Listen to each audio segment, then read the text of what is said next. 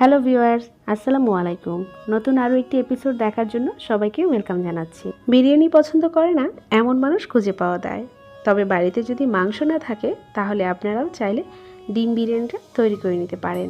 অসম্ভব মজার এই বিরিয়ানিটা কতটা টেস্টি এটা আপনারা একবার ট্রাই করলেই বুঝতে পারবেন। আশা করছি আজকের রেসিপিটি নতুনদের জন্য খুব কাজে লাগবে। ডিম বিরিয়ানির প্রধান উপকরণ হচ্ছে ডিম। একটা হাঁড়িতে আমি 2 টেবিল চামচ রেগুলার রান্নার তেল দিয়ে দিচ্ছি, আর সাথে দিয়ে দিচ্ছি সেদ্ধ করা 6 পিস ডিম। আর এই ডিমগুলোর ওপরে সামান্য একটু লবণ আর সামান্য একটু ফুড কালার দিয়ে হালকা করে ভেজে নিচ্ছি। ডিমগুলোকে ভাজার পরে যখন সুন্দর একটা কালার চলে আসবে তখন ডিমগুলোকে হাঁড়ি থেকে তুলে রাখছি। সবগুলো ডিম তুলে নেওয়ার পর ওই একই হাঁড়িতে দিয়ে দিচ্ছি 1/4 কাপের মতো রেগুলার রান্নার তেল, সাথে অ্যাড করে দিচ্ছি 1.5 কাপের মতো পেঁয়াজ কুচি। পেঁয়াজগুলোকে খুব ভালোভাবে ভেজে নিতে হবে, এমনভাবে ভাজতে হবে যেন পেঁয়াজের রং গোল্ডেন ব্রাউন কালার চলে আসে। আর ভাজতে ভাজতে পেঁয়াজের কালারটা যখন গোল্ডেন ব্রাউন কালার চলে আসবে তখন এখান থেকে প্রায় অর্ধেকটা পেঁয়াজ আমি তুলে রাখছি। ভাজা পেঁয়াজগুলোর মধ্যে অ্যাড করে দিচ্ছি 1/4 কাপের মতো পেঁয়াজ বাটা। এটাকে একটু নেড়েচেড়ে ভালো করে মিশিয়ে নেব যেন এর কাঁচা গন্ধটা চলে যায়। ভাজার পর এখানে দিয়ে দিচ্ছি 4টি সবুজ এলাচ ও 2 স্টিক দারুচিনি। সাথে আরও অ্যাড করে দিচ্ছি 1.5 টেবিল চামচের মতো আদা বাটা ও 1 টেবিল চামচের মতো রসুন বাটা। আর দিয়ে দিচ্ছি পরিমাণ মতো লবণ। কাজু বাদাম পেস্ট দিয়ে দিচ্ছি 2 টেবিল চামচের মতো, আপনারা চাইলে কাঠবাদামটাও দিতে পারেন। আর দিয়ে দিচ্ছি 1/4 কাপের মতো ফ্যাটানো টক দই। আর সাথে আরও অ্যাড করে দিচ্ছি 1.5 টেবিল চামচের মতো মরিচের গুঁড়া। গরম মশলা গুঁড়া দিয়ে দিচ্ছি 1 টেবিল চামচের মতো। এবার সমস্ত উপকরণ খুব ভালোভাবে মিশিয়ে নেব আর মশলাগুলোকে খুব ভালোভাবে কষিয়ে নেব যতক্ষণ না এর তেলটা উপরে চলে আসে।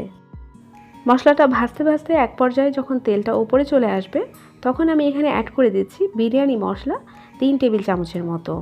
আমি এখানে রাঁধুনি বিরিয়ানি মশলাটা দিয়েছি, আপনারা চাইলে যে কোনো ধরনের প্যাকেট বিরিয়ানি মশলা বা ঘরে তৈরি বিরিয়ানি মশলাটাও দিতে পারেন।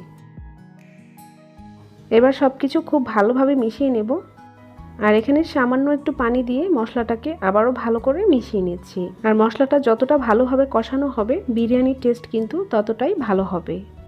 মশলাগুলো খুব ভালোভাবে কষানো হয়ে গেছে, এখন আমি এখানে ডিমগুলো দিয়ে দিচ্ছি আর দিয়ে দিচ্ছি কিছু কাঁচামরিচ। এবার ডিমগুলোকে খুব ভালোভাবে মশলার সাথে মিশিয়ে নিচ্ছি। এবার একটা ঢাকনা দিয়ে ঢেকে রান্না করব প্রায় 5 মিনিটের মতো। ঠিক 5 মিনিট হয়ে গেলে আমি মশলার সাথে ডিমগুলোকে আবারও একটু নেড়েচেড়ে মিশিয়ে নেব। এবার ডিমগুলোকে আমি কিছুটা মশলার সাথে উঠিয়ে রাখছি। এমনভাবে তুলতে হবে যেন কিছু মশলা ডিমের সাথেও থাকে আবার কিছু মশলা হাঁড়িতেও থেকে যায়। এবার হাঁড়িতে অ্যাড করে দিয়েছি 3 কাপের মতো পোলাওয়ের চাল।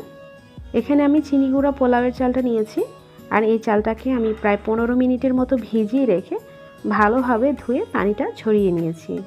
এবার মশলার সাথে খুব ভালোভাবে চালটাকে ভেজে নিতে হবে। চালটাকে এমনভাবে ভাজতে হবে, ভাজতে ভাজতে এক পর্যায়ে দেখা যাবে যে হাঁড়ি থেকে একটা সনসন শব্দ তৈরি হচ্ছে, তার মানে চালটা খুব ভালো করে ভাজা হয়ে গেছে। ভাজার পর্ব শেষ হয়ে গেলে আমি এখানে অ্যাড করে দিচ্ছি গরম পানি। ফুটন্ত গরম পানি দিতে হবে আর পানিটা দিয়েছি ডাবল পরিমাণে, তার মানে 3 কাপ চালের জন্য আমি এখানে 6 কাপ পানি অ্যাড করেছি। চালটাকে আবারও একটু ভালো করে মিশিয়ে নেব, এতে করে হাঁড়ির নিচে আর চালটা ধরে যাবে না। পানিতে ভালোভাবে বলক চলে আসলে আমি এখানে অ্যাড করে দিয়েছি পরিমাণ মতো লবণ। যেহেতু আমি মশলার মধ্যেও একবার লবণ অ্যাড করেছিলাম সেজন্য লবণটা কিন্তু অবশ্যই বুঝে দিতে হবে। এবার চালগুলোকে খুব ভালোভাবে নেড়ে মিশিয়ে দেব আর ঢাকনা দিয়ে ঢেকে রান্না করব প্রায় 5 থেকে 6 মিনিটের মতো। 5 থেকে 6 মিনিটের মতো যখন হয়ে যাবে তখন ঢাকনা খুলে আমি আবারও একটু নেড়ে মিশিয়ে দেব। চালের সাথে এখনও একটা পানি পানি ভাব দেখা যাচ্ছে, ঠিক এই পর্যায়ে আমি দিয়ে দেব এখানে সেই তুলে রাখা ডিমগুলো। ডিমগুলো দেওয়ার পর আমি এখানে দিয়ে দিয়েছি 2টো আলু বোখারা আর দিয়ে দিয়েছি 1 চা চামচের মতো কেওড়া জল। শাহি একটা ফ্লেভারের জন্য দিয়ে দিয়েছি 1 চা চামচের মতো ঘি। এবার তুলে রাখা সেই পেঁয়াজ বেরেস্তাগুলো উপর থেকে ছড়িয়ে দিচ্ছি। সব কিছু দেওয়া হয়ে গেলে এবার আমি ঢাকনা দিয়ে ঢেকে দমে রাখবো প্রায় 20 মিনিটের মতো। আর এই 20 মিনিটে ঢাকনাটা একবারের জন্য খোলা যাবে না।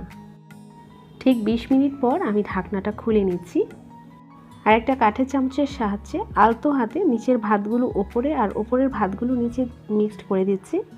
এতে করে নিচের ভাতগুলো বেশি নরম হয়ে যাবে না আর উপরের ভাতগুলো ড্রাই হয়ে যাবে না। আর ডিমের যে মশলাটা ছিল সেই মশলাটাও খুব ভালোভাবে ভাতের সাথে মিশে যাবে। সব কিছু খুব ভালোভাবে মিশিয়ে নিয়ে আবারও আমি ঢাকনা দিয়ে ঢেকে রাখবো ঠিক 5 মিনিটের মতো। আর ঠিক 5 মিনিট পরে আমি বিরিয়ানিটা পরিবেশন করে নিচ্ছি। মাছ মাংস ছাড়া ডিমের বিরিয়ানি যে এতটা টেস্টি হতে পারে, যারা আপনারা ট্রাই করেননি তারা ভাবতেও পারবেন না। দুর্দান্ত স্বাদের সাথে এর ঘ্রাণটাও কিন্তু বেশ লোভনীয়। বাসায় যে কোনো অতিথি আপ্যায়নে আপনারা এটা ট্রাই করতে পারেন। ঝটপট এই ডিম বিরিয়ানি রেসিপিটা আশা করছি আপনাদেরও কাজে লাগবে। আর ভিডিওটি ভালো লাগলে আমার চ্যানেলটাকে অবশ্যই সাবস্ক্রাইব করে পাশে থাকবেন। আর আপনাদের সাপোর্টই পারে আমাকে অনেক দূরে এগিয়ে নিতে। আর আপনাদের ভালোবাসায় আমি সামনের দিকে আরও এগিয়ে যেতে চাই। নতুন রেসিপি নিয়ে আবারও হাজির হব ইনশাআল্লাহ। সবাই ভালো থাকবেন, সুস্থ থাকবেন। আজকের মতো এখানেই বিদায় নিচ্ছি। আল্লাহ হাফেজ।